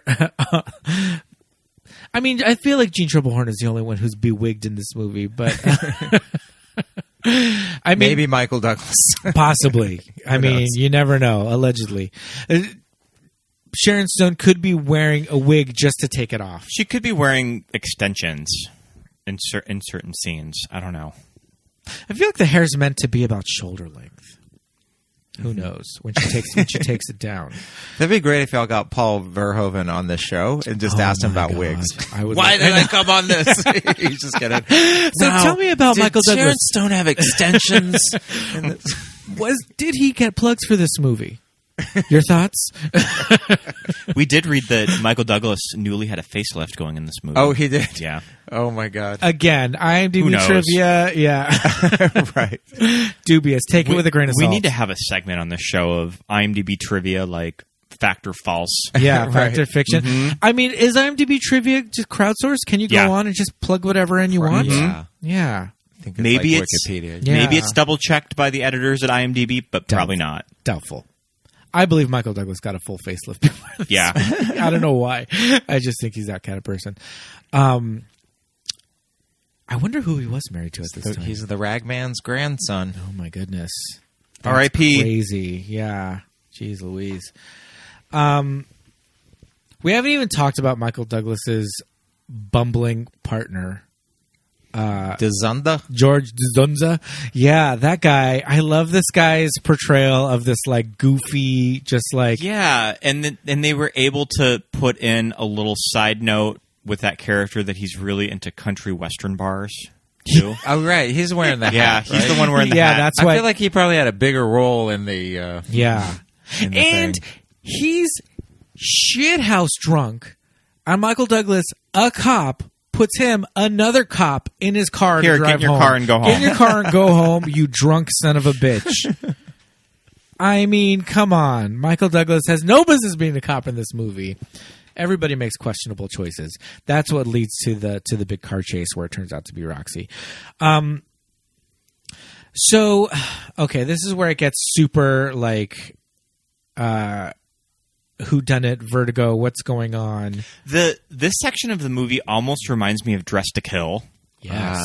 It's Yes, like indeed. all of that scene elevator. in the office building in the elevator, Yeah. and when you're looking out the elevator doors, it's very De Palma. Yes. Right. All of it's happening, and you're not Yep. quite sure if it's important or if you just should enjoy the visual pleasure. And Yeah. the killer is just wearing something crazy too. It's like a trench coat, but it's like a black trench coat. And like, but has like the hood, like the scarf, like hood, covering her Like hair. it almost turns into a slasher movie. Yes. So the bumbling partner, who this entire movie is the only person who believes Michael Douglas, who's on his side, during all the internal affairs stuff, he's like, I'm the only one that believes you. He calls him Haas. Is Haas Bonanza? yeah. I think it's from Bonanza. He calls him Haas the entire movie. He's very like he looks up to him. I think I got from this character that he looks up to Michael Douglas as like, I don't know, but he wants to protect him as well. It almost feels like it was a role written as a rookie, and then just in casting they settled on this guy. Yeah. Right. Because when they're driving Catherine to the Yeah. police station the first time, he's kind of like starstruck by her. Mm-hmm. But not because he knows who she is, but just because she's like a novelist. He's just like, Toe, you're writing a book. Like, what's your book about? Like, he's very like, ooh, like in awe of all that process. Yes. It's classic sidekick behavior. Oh, totally, totally. I almost was like, is he kind of have a thing for Michael Douglas? What's going on? Like, he's super like, So he pulls up and he's like, I got an interview with her college roommate, and the roommate's going to spill the beans, and it's in this building somewhere. And like This nondescript office building. It's in an office building. And I'm going to go upstairs. I'm going to go meet her up there. And Michael Douglas is like, okay, and stays in the car, waits in the car. And Yeah, I don't know why he doesn't go with him. yeah. Right. And then it turns into this, what is that movie that you Dress to Kill. Dress to Kill, where the elevator, and the fake outs in this scene, the elevator, I feel like opens on every floor. Why did the elevator door open on The suspense. Tension. Like, yeah, George Yes. Zunzo went in there and like Building that slapped suspension. all the elevator buttons on the way up. Every floor it opens, it looks out, it's like, oh no, not 4. Specifically said the 4th floor. I think that's effective though. It is effective. It's working. Every time he opens it, you're just like, ah! And the music is like super crazy. And Michael Douglas immediately is like, okay, something's wrong. Runs up there. He sees something in the window, doesn't Does he see something in the window? I think he does. Yeah, maybe. But yeah, just gets fucking ice picked. Just ice picked. What an interesting murder weapon too. If you were a killer, do you dramatic. think you would go right for the ice pick? It's messy. Maybe, It's messy. it's around the home. Yeah. I love the scene where she's attacking the ice when he comes over. I mean, Oh my no one in God. this movie Second owns an ice house. maker. Right. Nobody's fridge makes ice. She's just violently I mean, stabbing because what is it in that trailer is like 31 times. Yeah. Imagine how mad you have to be at some That's if you went 31 times with your arm right now, by about time yeah. 20 you just get maybe tired. you're just Yeah. you're like They're dead. then you're just like going for the record maybe Yeah. like oh the record was 30 And I all right, like 31 And I like to think that just Catherine just goes to like a 7-Eleven and just buys blocks A block of of ice. a Honk? can't get Yeah, them where do like you get- A you can't cube? you can't get like just deliver me a block. Yeah. Yeah. Because he says like, you got something against ice or something like that. And she's like, I like rough edges. I like rough edges, and that's kind of the theme of Catherine's character too. Yes. But then later on, like when she shows up mysteriously at his apartment, now he's got a block of ice and he's like hacking away at it. But then she's like, "Oh, let me do that." And she gets it and she does it better. She does a better job. She like makes like better hunks and puts it in the glass because they're just drinking their whiskey. I feel like suspense. I feel like in like an even more exploitation version of this movie, Michael Douglas just sort of has a sex change and becomes Catherine. Yes. Yeah. If they really wanted the pressing buttons. I love though. That'd be like the reimagining of it. It's Yeah. gonna be- But yeah, when they're drinking those whiskeys at his apartment, and she's like drinking it, and she goes, "You got any Coke, Nick? I love Coke with my Jack Daniels." And you're like, Zing! "Oh!" So the poor partner gets himself fucking killed in the elevator. Michael Douglas finds him. He's just like, distraught. And in walks Gene fucking Triplehorn. Just all not what's going on. I got a message on my machine from the partner to come and meet you here. Sure. And puts her hand in her pocket like I got a fucking gun. Yeah. Like, what are you doing, lady? But he shoots her. Looks like in the shoulder. Dies immediately.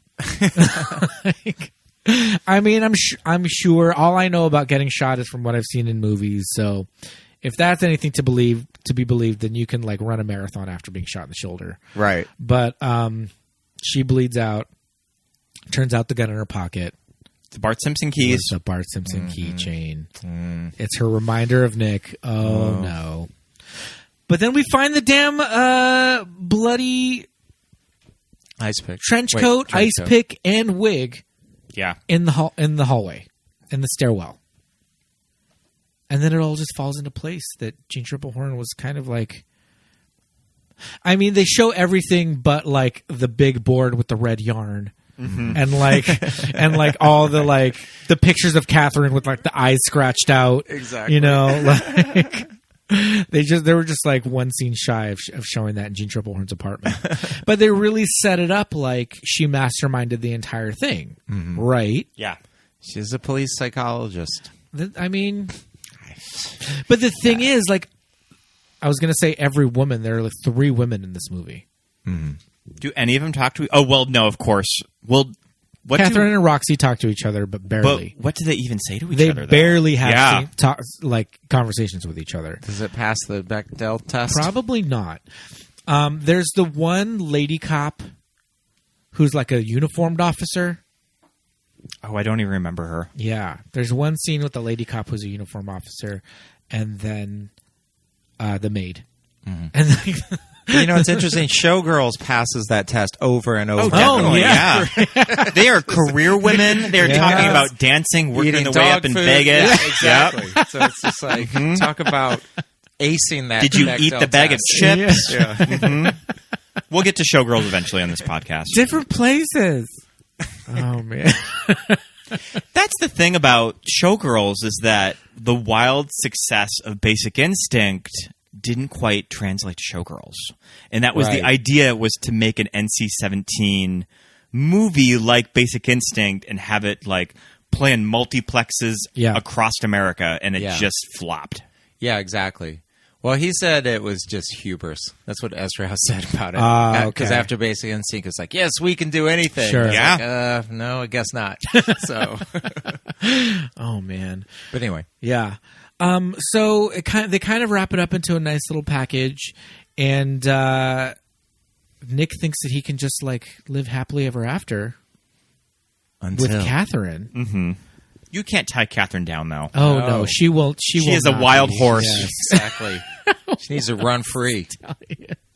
Hi, Miss Sharon. Her dot matrix printer. I finished my research. I finished my book. Yeah? So how does it end? I told you. She kills him. Goodbye, Nick. Goodbye? Yeah. I finished my book. Didn't you hear me? Your character's dead. Goodbye.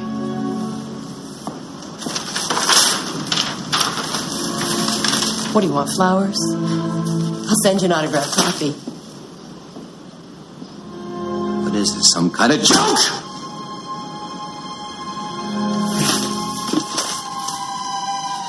We playing a game here? Games are over. You were right. It was the fuck of the century.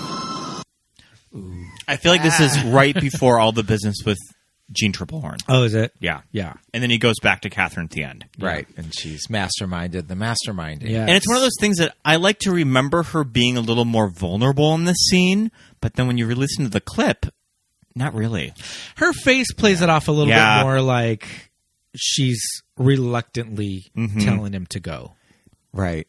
Acting choices by Stoney. Very good. Yeah. But it's another thing that makes this movie, whether it's intentional or unintentional, very feminist because she's always in control. It's the men who can't control their emotions. The men can never control their impulses. Well, that's what's kind of interesting. She does the coke and doesn't go crazy. She drinks and doesn't go crazy. And he's having violent outbursts. Also kind of the culture of the early 90s. Just kind of reading some articles that PC culture was starting to kind of take way in society. Just sort of men seeing Catherine in this movie. She has the financial upper hand because she's like a millionaire. And he's living in this dump and driving the beater car. And she makes more money than him and she has more sex than him too. Yeah. So she fully gets to be the playboy. Yes. So that's kind of refreshing to see in a movie. He's just the fuck boy. Yeah. Yeah. It's just like, interesting. I didn't think about that. Yeah. All right. Kind of shifts the power dynamics. Yeah. So she does ultimately, though, end up back in his apartment, and they bone one more time. And I love every time that they show the two of them having sex, she ends up on top because in the very first scene, she's the dominant one. In the very first murder scene with the ice pick, the woman is on top, leans back, grabs the ice pick, and then thrusts herself forward onto him and starts stabbing. And both sex scenes with Catherine and Nick, she does that at the end, but it's a fake out, right? And she's just like her hands are empty, And but that's just how she finishes. She's just like, But then in this scene, oh my goodness, it's the spinning top. The camera pans down. It's the Inception. The ice pick is below the bed. Coincidence? I don't know. I mean, everybody has an ice pick in the movie. He had one in his apartment. Maybe they were just going at it in the kitchen, and it just went flying across the room. It's a wood floor. It ends up under the bed, as it happens. You never know. I mean, it is one of those Inception endings that people read maybe a little too into it. And did Verhoeven or Eszterhas really put that much thought into it? I think that they like to play with audiences that it's discussed. Yeah. But they probably didn't really give it all that much thought when putting it into the movie. Right. They just like where it leads with audiences. Right. Maybe it's just like a good luck charm. Maybe she just likes to have it with her like a security blanket. Or is it one of those things that Catherine did the murder of the rock star and then the rest was Jean Triplehorn?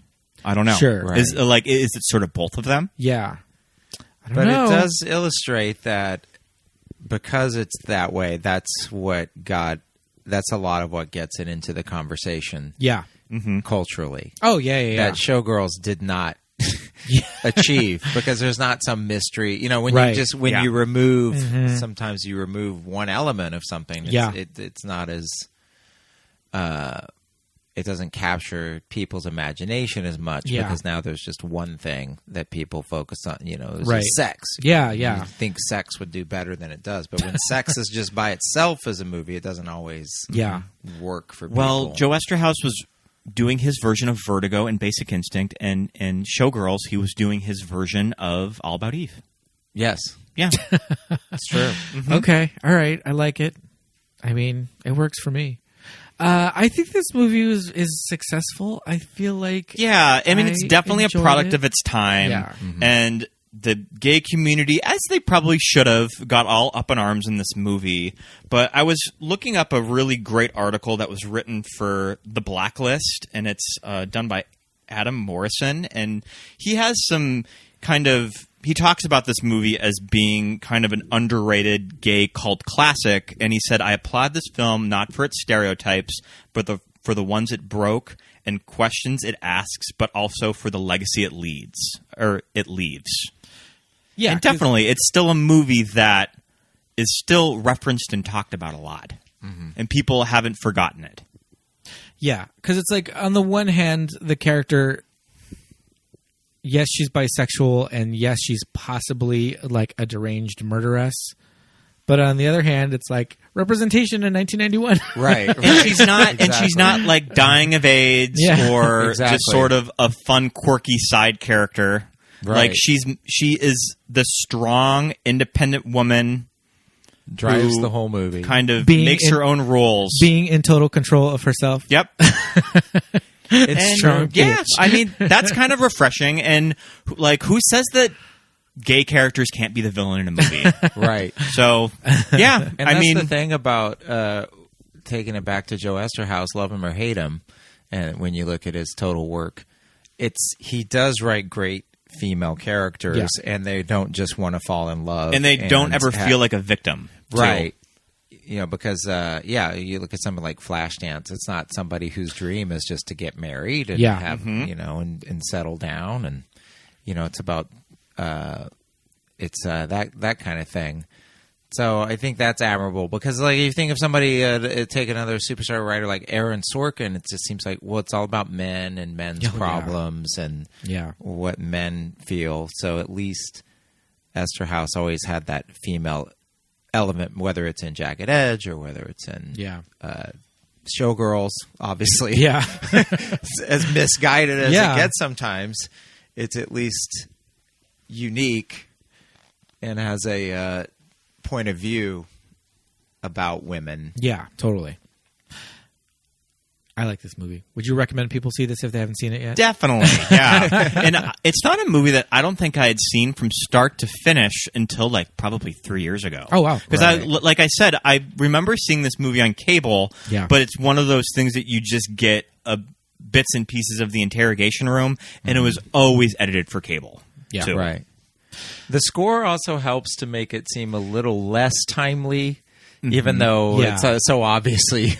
early 90s, you know, like with that nightclub, right? That crazy nightclub scene and everything. But I was kind of thinking, score helps in certain elements of this movie, if you were to take away Jerry Goldsmith's score, like, would it cheapen it? I feel like the score does sort of elevate it a little bit. Yeah, definitely. Yeah.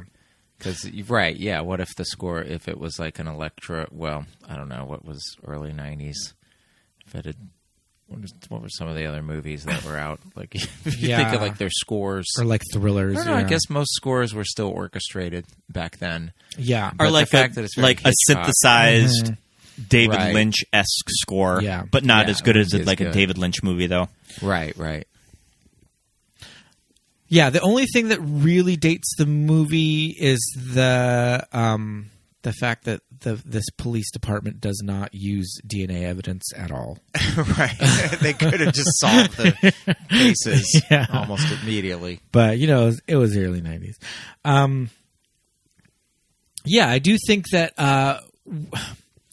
for somebody like Verhoeven to say, I'm going to, like, intentionally make a very Hitchcock-esque movie, or to say something like, if Hitchcock were around today, this is the movie that he would make.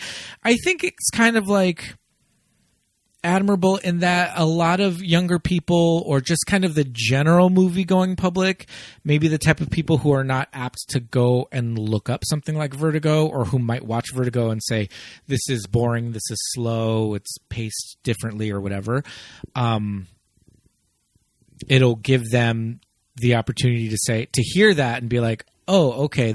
I'm gonna go check out Vertigo now. This is his answer to a Hitchcock movie. Then maybe I'll be interested in watching that. So I think that's kind of I like when directors do that because it does open the door for people who may not have been so apt to go and watch those movies to actually go out and watch. I mean, it's kind of a cocky statement to say, but he's kind of right, because I could see Alfred Hitchcock making sex thrillers in the early 90s. Right. Yeah. If he lived to like 110. Yeah. And he was still making movies in his old age. I mean, it was Zemeckis' entire intention behind What Lies Beneath, just as far as special effects. Yeah. You know, now that we have computer effects and, you know, computer-driven cameras and all that, this is what he would have made. So, and that movie is successful. So, I think there's something to be said for that. So, this was really fun. Yeah, thanks for coming on, Chip. Thank so you. you briefly talked about your podcast. Do you want to talk a little bit about it? Oh, sure. Yeah. It's a podcast for The Hollywood Reporter called It Happened in Hollywood that I do with my friend Seth Abramovich, who's a senior writer over there. And we interview people from Hollywood of yore. So past people. Cool. People that have really nothing to lose by dropping bombshells. Right. So they come on and they drop some crazy bombshells. Nice. And so it's worth checking out. That's great. This season that we've done, we've had some real fun interviews. We've had Peter Bogdanovich and Ray Don Chong. Oh, wow. Harry Hamlin. Just random types that really will just say whatever without a whole lot of prompting. Yeah. Because their careers aren't at stake anymore. I love that. It's worth checking out if you. That's great. Like I've been noticing Hollywood. that. I think was it Vulture that's been doing those interviews with like Kathleen Turner and Angelica Houston, where they just like shoot off their mouth and just whenever it comes out. Oh, yep. Yeah. I love that though. It's the same kind of principle as that. Awesome. And I imagine we can find your show anywhere podcasts are available. Yes. Okay. Sounds good. It's on all the services. Awesome. Just like ours. You should go and find what it's called. What happened in Hollywood? It happened in Hollywood. Go look it up, everybody. You can also find our podcast anywhere podcasts are found. We love if you would rate and review our show. Give us 5 stars. Yes, especially on iTunes. Go give us 5 stars. You can also find us on Instagram and Facebook at Movies That Made Us Gay, and on Twitter at MTMUG Pod. Thanks for listening, everybody. We'll see you next week. Bye. Bye.